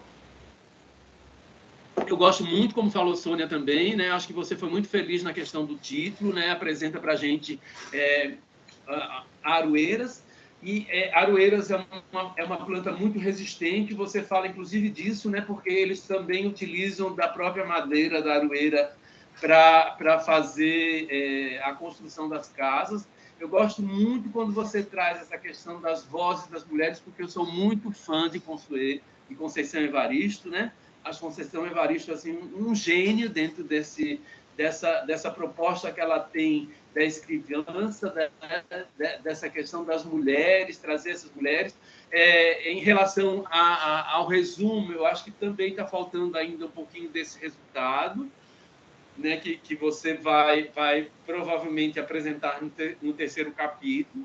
Então, acho que falta aí talvez 2, 3 linhas no resumo consigam abranger isso que a gente está levantando. Da palavra-chave a gente já colocou, que é a questão da história oral, que precisa dar agregar essa terminologia, né? Porque é a metodologia que você usa. O sumário está muito interessante, né? A proposta que você tem e aquilo que você ainda pretende fazer. Eu gostei muito, né? Eu vou pescar isso de vocês, que é essa cronologia para fechar o trabalho, né? Até a defesa. Eu acho que você deve ter apostado nisso, e também a forma como você falou, eu gostei muito da gente se preocupar em relação a isso. Uma outra questão que eu observei, isso você vai receber também, você usa sertão produtivo, em alguns momentos, acho que 2 ou 3 vezes você usa sertão produtivo, mas também você utiliza do termo alto sertão. Então, quando você se utilizar do termo alto sertão, eu acho que precisaria uma notinha de rodapé, e aí eu dou um indicativo, que é Erivaldo Fagundes, a professora Maria de Fátima, a professora Eli Estrela, que trabalham com essa questão conceitual do que é o alto sertão. Na verdade, não é todo o território que a gente denomina hoje de sertão produtivo, que era o antigo Alto Sertão. O antigo Alto Sertão era maior ainda, a dimensão territorial ainda era maior do que essa dimensão que a gente tem hoje do sertão produtivo. O sertão produtivo ele também se fechou porque desmembrou alguns municípios que se transformaram em outras regiões produtivas que não fazem parte hoje daquilo que nós denominamos de sertão produtivo da Bahia, né?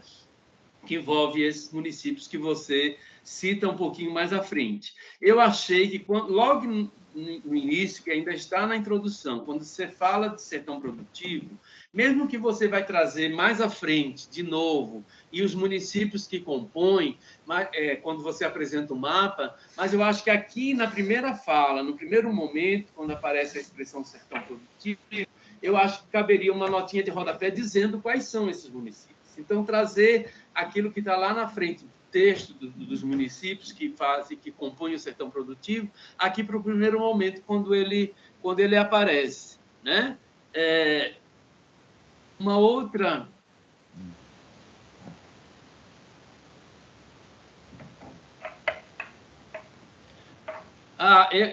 Eu fiz uma situação. É porque, às vezes, a gente já se apressa ou a gente escreve depois. É quando você levanta a questão, né? A questão que embaseia a pesquisa. Você levanta que contribuiu, né? Que as mulheres, a associação e tal, contribuiu. Agora, ela contribuiu, eu perguntaria da seguinte forma, ela contribuiu ou não? Porque tem um não aí, porque ainda não, a pesquisa ainda não estava pronta. Então, não tem o final da pesquisa, não tem as considerações finais, para que na interrogação, o questionamento sugira se está dando certo ou não aquilo que está sendo feito nessa comunidade. Certo? Então, território produtivo, já passei por isso. A discussão da trajetória, que foi que eu levantei, que está lá na tradução, pode ser ampliada. Quando você... Deixa eu ver de onde é essa... quando você coloca assim, ó... O ato de falar transcende barreiras impostas pela supremacia branca. Nesse sentido, Quilomba, 2019, apresenta uma abordagem sobre a máscara que Anastácia era obrigada a usar. De onde é que daí vem toda uma discussão. Oficialmente, as máscaras eram impostas pelos senhores brancos para evitar. De onde que foi retirado essa fala sua? É de Quilomba, o texto que está em Quilomba, ou é de outros autores que você foi lendo? Então, acho que mereceria aqui uma notinha de rodapé identificando isso, né? Identificando de onde que foi tirado essa questão da expressão. A gente tá falando que você está se referindo a Anastácia, a escravizada no Rio de Janeiro, né?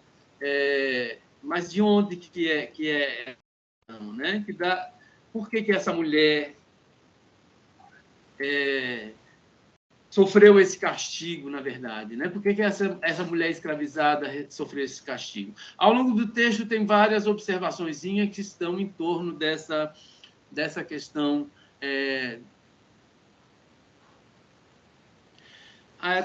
Também quando você começa a falar, isso está na página 13, ainda é a introdução. Quando você começa a falar um pouco sobre a comunidade de Aroeiras, eu gostaria que você colocasse assim um pouco. Vai aparecer lá no finalzinho, mas talvez uma nota de rodapé ou no próprio corpo do texto, um pouquinho mais sobre essa questão das dificuldades de acesso, da distância da comunidade para a sede do município, então, o número de casas, o número de habitantes da comunidade, porque você vai nos dar um retrato mais perto das narrativas das 5 mulheres. Mas e os outros moradores da comunidade? Né? São quantas famílias? Como é que eles fazem? Qual é a dimensão do território? Essa área está inserida em quê? Né? Então, acho que seria interessante. Tem uma questão também, que é um termo que você utiliza, que são religiosidade africana, também está na página 3. Eu colocaria, na verdade, religiosidade afro-brasileira, porque a gente não pode mais definir que existe uma religiosidade puramente africana. Né? As religiosidades que a gente consegue observar nesse universo atual do século XXI são religiosidades que passaram por um processo de transformação e que receberam também influências da cultura e dos cultos religiosos brasileiros também. Então, o próprio culto afro-brasileiro ele tem uma definição própria, né? Por exemplo, tem um momento, é uma coisa que eu sempre falo em todos os trabalhos que estão da história oral, eu falo porque foi uma trajetória também minha, foi mudanças também que eu fui adquirindo, que eu fui observando a partir de leituras sobre a história oral e tudo mais que eu fui vendo.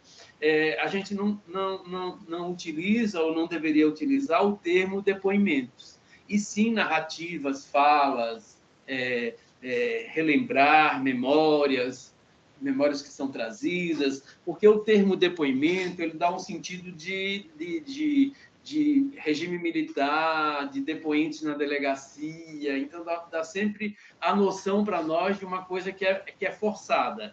E as narrativas, no sentido como a gente quer apresentar, são narrativas que são voluntárias, as pessoas falam se elas quiserem, senão elas ficam no sim, não, foi assim mesmo, né? Minha amiga, minha vizinha, minha amiga, dona pode falar mais do que eu não sei falar sobre isso, né? Então, eu acho que essas situações acho que poderiam aparecer mesmo para a gente ir desmistificando isso, né?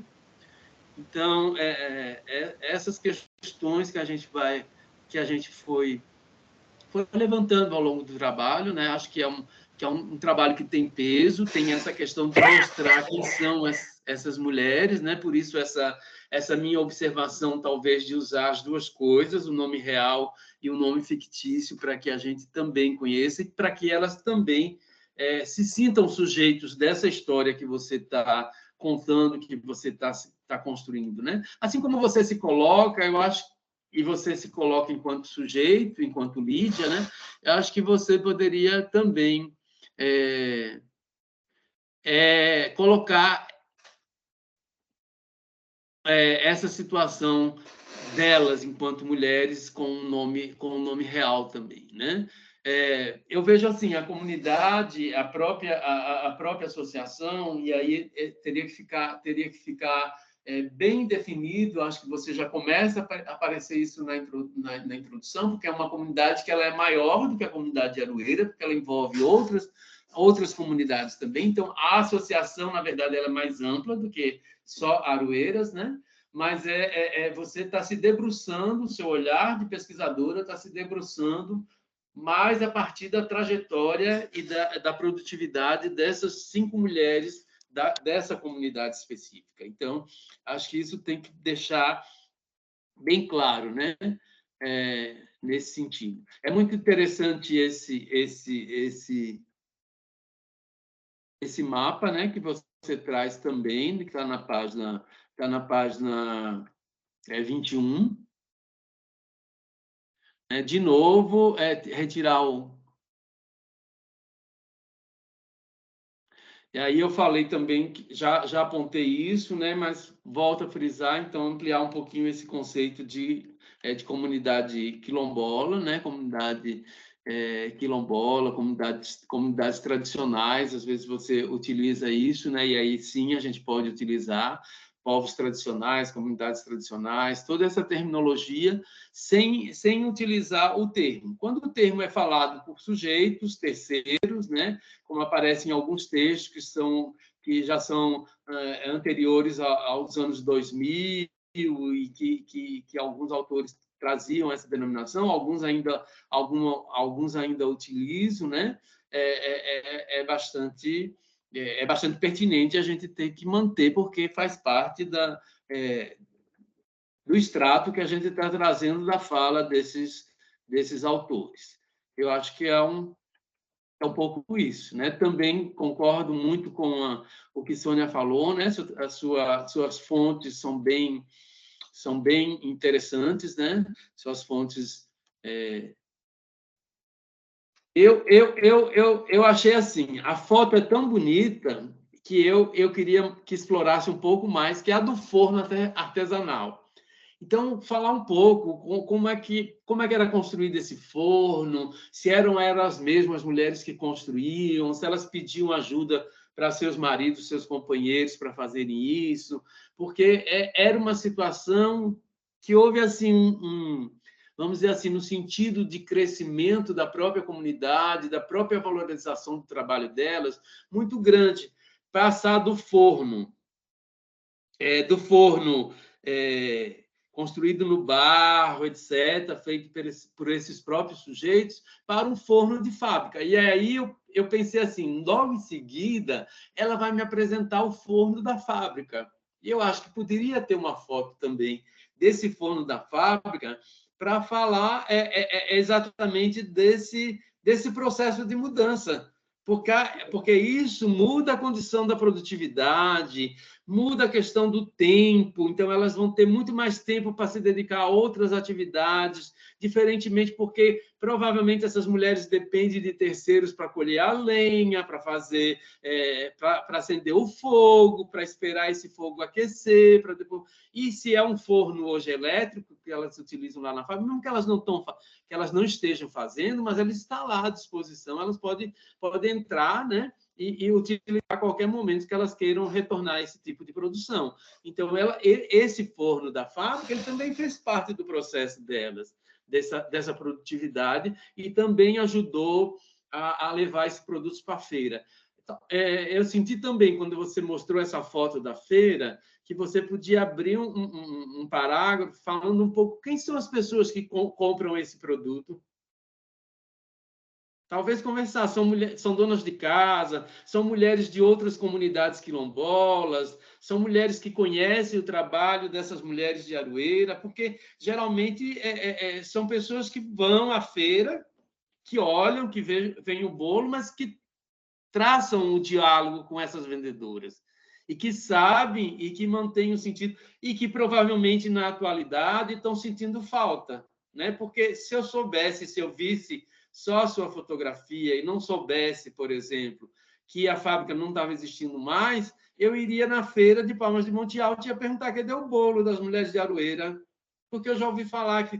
Eu já sabia que existia essa fábrica antes da sua pesquisa, e já sabia também que esse bolo era vendido na feira de Palmas de Monte Alto. Só não sabia agora que a fábrica tinha sido fechada. Então, ampliar talvez um pouquinho mais esse diálogo. Por que essa fábrica foi fechada? Quem mantinha a fábrica? Era um projeto do governo, era um projeto das mulheres, aquilo que elas produziam e que elas vendiam não conseguia dar recurso para comprar novos materiais. Eu falo material é farinha, óleo, manteiga, ovos, para voltar à produtividade, para dar continuidade. O que é que alimentava, na verdade, a fábrica? Eu acho que isso você podia explorar um pouquinho, não no sentido das suas interpretações, mas trazer as narrativas dela para dizerem isso. Se não foi questionado ainda, talvez perguntar uma ou duas à liderança, Jasmine, né, que é a matriarca. Quando você fala lá no primeiro momento, matriarca, eu fiquei logo pensando, deve ser uma mulher de 200 anos, né? Porque geralmente a gente pensa nas matriarcas, a mais velha das velhas. Quando você fala ainda assim, é uma mulher de 69 anos, que depois aparece lá no começo, quando você já fala quando ela fala pela primeira vez, eu já daria a idade dela, botaria logo depois de Jasmine, 69 anos de idade, para a gente também já ir conhecendo um pouco mais dessas mulheres. Mas, no mais, é parabenizar você e a professora Lúcia pelo trabalho, né? Acho que é um trabalho de peso, de fôlego, é mais uma possibilidade da gente conhecer esses sujeitos tão importantes no Alto Sertão, né? Eu, quando cheguei no Caetité para trabalhar, eu ficava assim, admirado. Por que tinha tanta gente negra na cidade, né? Na feira, eu ia na feira, porque, para mim, a feira é um espaço de laboratório, sempre foi. Eu sempre sou apaixonado em todos os lugares que eu vou, todas as cidades, eu gosto de ir na feira, né? Se eu não chego no dia de feira, mas eu sempre arrumo um jeito de passar pelo local onde a feira é realizada, porque é um laboratório no sentido da gente escutar histórias, para nós que somos da área da história oral, dessas narrativas, e que apreciamos essas narrativas, de conhecer quem são esses sujeitos, né? Então, eu vejo muito e via muito em Ria Santana, Lapa, Caetité, Palmas de Monte Alto, que eu fui algumas vezes. Guanambi é o que eu menos conheço.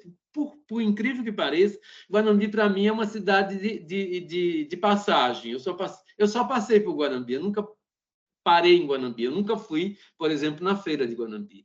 Então, eu não conheço como é a característica e como é a população de Guanambi mesmo. Eu não conheço. Se ela é mais de descendência africana, se ela tem uma característica mais de descendência indígena. Então, sinto falta disso. Mas eu fui me questionando como é que a gente tinha na região tanta população negra e a gente não falava da presença da escravidão e dos escravizados na região, né? E agora, no século XXI, a gente tem tantas comunidades remanescentes de quilombo, tantos quilombos, tantas comunidades negras, e a gente não fala muito dessa presença negra no nosso território. Então, esse território do sertão produtivo, esse território do Alto Sertão, também foi um território de presença escrava muito forte, muito grande, e nós estamos aí recebendo esses frutos. A Aroeira é um desses frutos, né? A comunidade de Aroeira é um desses frutos. Parabéns também pelo trabalho. Obrigado. Oh, Nivaldo, obrigada. Obrigada. Quantas contribuições boas, né, do professor Nivaldo, da professora Sônia.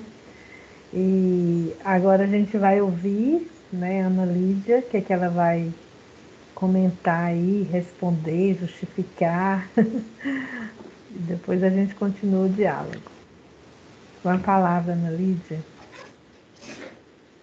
Então, agradeço a professora Sônia, ao professor Nivaldo. Eu vou aderir, né, às sugestões, né, vai ajudar bastante, tanto que tem, igual referente à religião, não deu tempo de abordar, mas a professora Lúcia já tinha até pontuado isso, então eu vou estar trazendo, né, depois que eu falo da religião, vou estar pontuando sobre o secretismo religioso.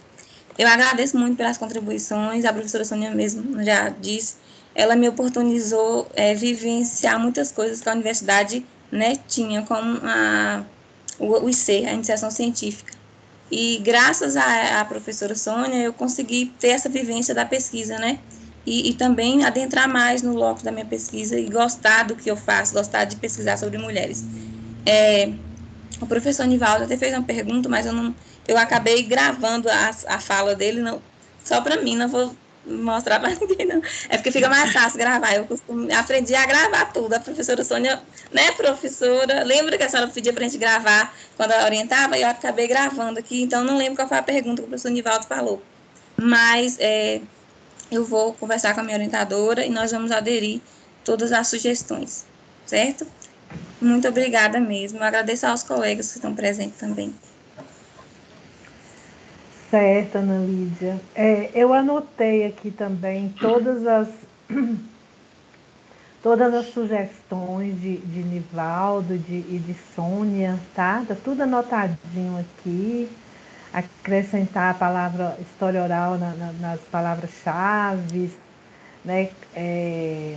E assim, evitar a palavra depoimentos. Então, assim, aprofundar o conceito de quilombo, né, e de comunidades quilombolas. Então, assim, nós vamos, né, Ana Lídia, nos debruçar novamente sobre o texto e aproveitar todas essas sugestões, porque eu acredito que o texto pode ficar melhor ainda, né? Como os colegas aí, professores, disseram que o texto está por um caminho bom, né? Eu fico vendo também, vocês falaram aí da importância do produto e a Rota Quilombola, né? Para quem quiser visitar virtualmente a comunidade, acho uma grande contribuição assim para dar visibilidade a essas mulheres, né? E tem ainda assim muitas questões que nós pensamos em acrescentar nesse trabalho, como a questão mesmo da religião, o sincretismo religioso. Tem uma questão também que eu acho importante, já que a Ana Lídia puxa para a questão de gênero, né? Quando ela fala aí de uma dessas mulheres que é solteira e tem 4 filhos, então acho que dá para trabalhar muito a questão de gênero aí, né? E também todas elas, você colocou que elas têm união estável, né? Então, outro aspecto que pode ser trabalhado, enfim, a gente vai ainda trabalhar mais e muito nesse texto, né? Mas o trabalho também a gente já vê, já consegue ter uma ideia geral do trabalho como um todo, né? O produto promete ser muito bom. E eu fico muito feliz assim de estar nessa caminhada com a Ana Lídia sempre muito brilhante. A ideia do cronograma mesmo, Nivaldo, foi ideia dela. A gente tem que trabalhar com prazos, né? E eu me lembro quando eu estava fazendo doutorado, que eu ficava assim meio perdida e aflita com muita coisa, aí meu filho falava assim, mãe, a gente tem que trabalhar com prazos, vamos fazer aqui um cronograma. Aí até tanto você vai fazer isso, até tanto você vai fazer isso. Então, assim, ele me dando também um suporte. Então, é muito importante essa questão do cronograma, tá? Eu estou vendo que a professora Sônia está com a mão levantada, então pode falar, Sônia. Lúcia, quando o Nivaldo estava falando, eu fiquei me lembrando de uma questão. Sobre essa discussão de remanescentes, eu até anotei, Nivaldo, também, que eu senti que a Ana Lídia falou assim, nossa, Ana Lídia, que precisa fazer uma notinha de rodapé falando por que ela está usando esse termo e ela pode dizer, né, isso que Nivaldo colocou, você pode colocar isso, Lídia, como uma nota de rodapé, citando os trabalhos que tratam disso, porque se o leitor quiser aprofundar, ele sabe, né, por onde ele achar, né, a fonte para poder compreender melhor esse conceito. E uma outra coisa, acho que o Nivaldo sabe disso assim, muito bem, é que Palma de Monte Alto, pelo menos nas estatísticas aí, é o município aqui do sertão produtivo, né, que tem a maior quantidade de comunidades quilombolas certificadas. E aí, Lídia, acho que você pode pegar da própria Fundação Palmares, eu acho que é lá que tem, eu agora não me lembro, não me recordo onde é que eu vi, mas um quadro com o nome dessas comunidades, que eu acho que é um dado, inclusive, que é importante de ser inserido aí. E a outra questão que eu também, Nivaldo, anotei, é sobre, eu acho que mais elementos, uma descrição mais ampliada da comunidade ariana. Isso você tem que fazer, Lídia, porque, inclusive, um dos seus capítulos é sobre isso, né? Que acho que é o capítulo 2, e que eu estou sem o texto, não estou visualizando, mas está de memória aqui. Aí eu acho que precisa esses elementos, isso que o Nivaldo colocou, quantas famílias, descrever um pouco mais a comunidade para a gente.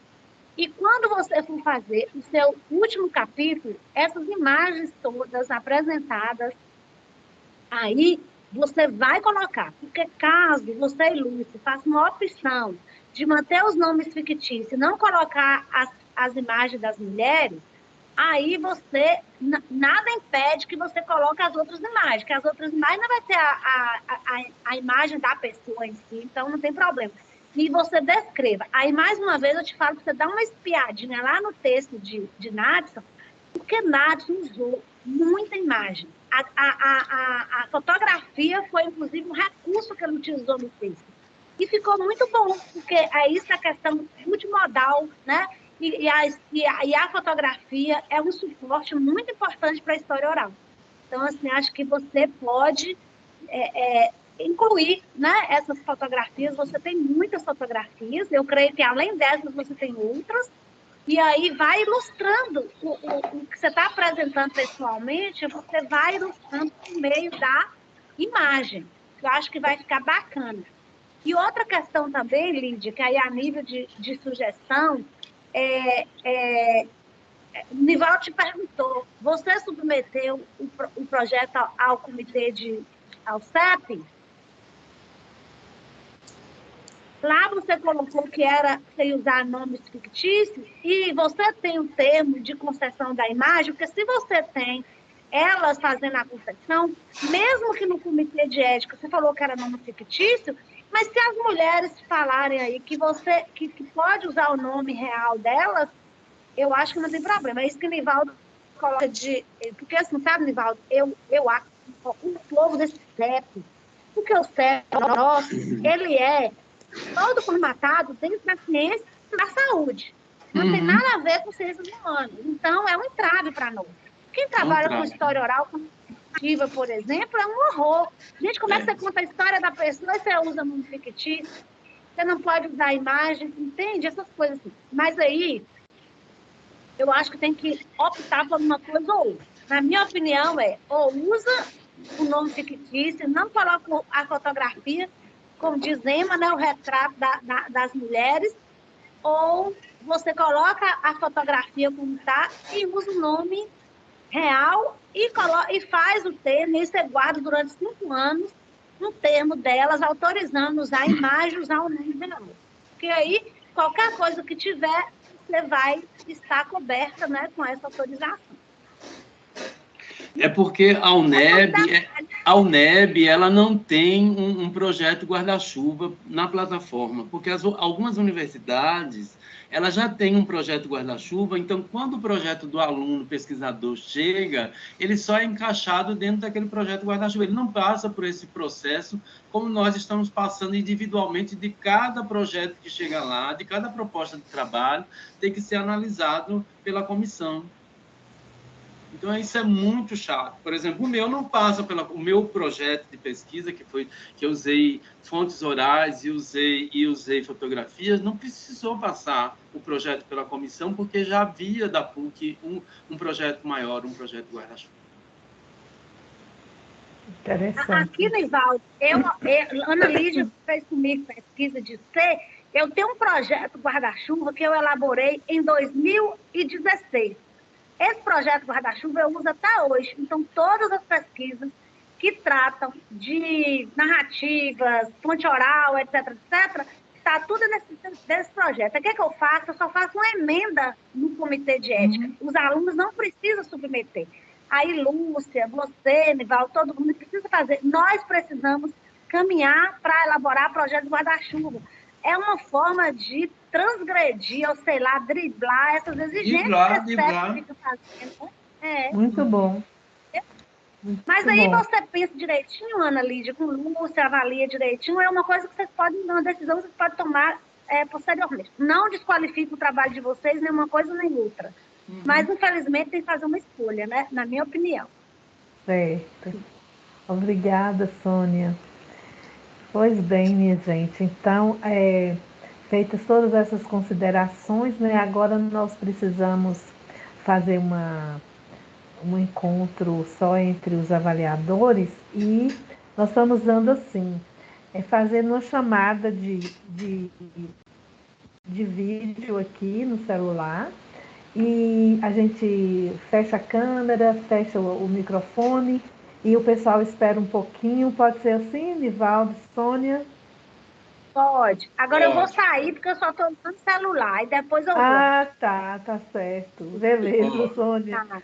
Tá certo. Então vamos lá, viu? Então vocês aguardem um momento aí, 5, 10 minutinhos, a gente já está de volta, né? Até já.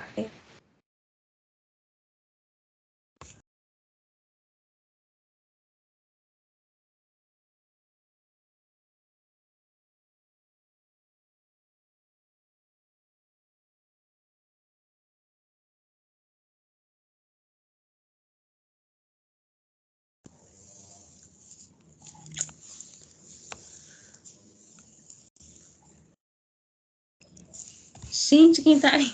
Não tem ninguém aqui. Só tem eu. Ai, meu Deus. Tem eu. Ai, eu falei, gente, não tem ninguém aqui, só tem eu. Mas eu também estou louca. Eu tô com medo, viu? Cada vez que eu assisto, mas ainda vai me dando mais medo.